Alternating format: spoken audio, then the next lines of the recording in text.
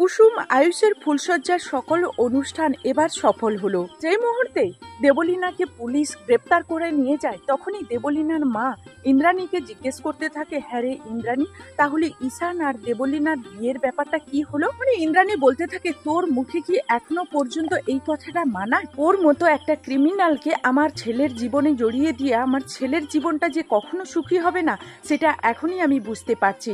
তখনই ঈশান বলতে থাকে, থ্যাঙ্কস মা, এতদিনে হলেও তুমি যে এই কথাটা বুঝতে পেরেছো, তার জন্য আমি তোমার উপর কৃতজ্ঞ থাকবো। তখনই ইন্দ্রাণী কুসুমের কাছে এসে বলতে থাকে, কুসুম, তুমি আমার কাছে হাত জোড়ো করে এভাবে মাথা নত করে আর আমার কাছে ক্ষমা চাইবে না।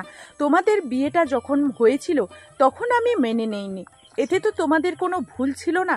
কিন্তু হ্যাঁ, এটা কিন্তু তুমি জেনে রেখো যে আয়ুষের স্ত্রী হিসেবেও আমি তোমাকে এখনো পর্যন্ত মেনে নিতে পারিনি। তুমি এই বাড়ির সদস্য হয়েই থাকবে।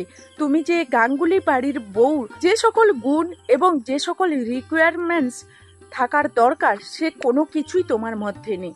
তাই তোমার এই পরিচয়টাই থাকবে যে তুমি গাঙ্গুলি পরিবারের একজন সদস্য হিসেবে আমার কাছেই থাকবে।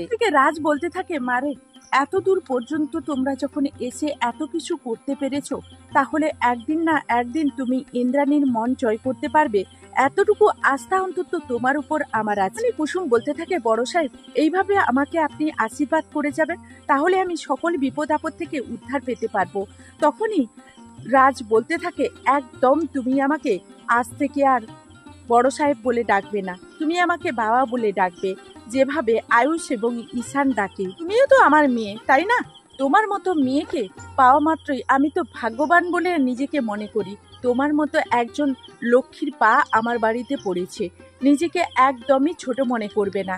রাজ বলতে থাকে, দীপালি, এবার তুমি আয়ুষ এবং কুসুমের ফুলসজ্জার সকল যোগাড়যন্ত্র ব্যবস্থা করে দাও। ঠিক সেই মুহূর্তে ঈশান বলতে থাকে, এই কোনো কিছু নিয়ে বাবা তোমাকে চিন্তা করতে হবে না, আমি সবকিছু অ্যারেঞ্জমেন্ট করে ফেলেছি।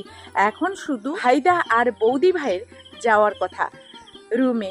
তো চলো সবাই গিয়ে যখন আয়ুষ আর কুসুমের ফুলসজ্জার সকল আচার আচরণ ব্যবস্থা সবকিছু শেষ করে, ঠিক তখনই ঈশান বলতে থাকে, ভাইদা, তোকে একটা কথা বলছি, কুসুমের মতো একটা হীরের টুকরোকে তুই পেয়েছিস, তাকে কখনোই তুই দূরে রাখিস না।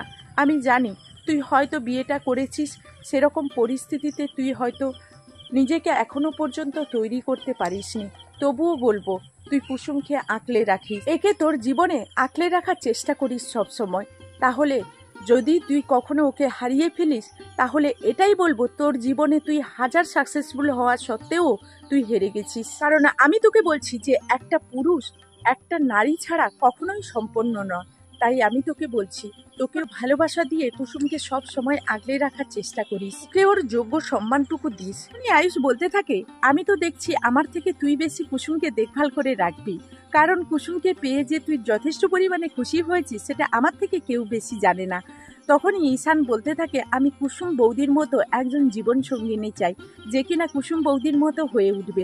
তো বন্ধুরা, এই ছিল কুসুম ধারাবাহিকের নতুন আপডেট। আবারও নেক্সট আপডেট নিয়ে তোমাদের সামনে হাজির হয়ে যাব। ততক্ষণ সবাই ভালো থাকো, সুস্থ থাকো, এখনকার মতো টাটা।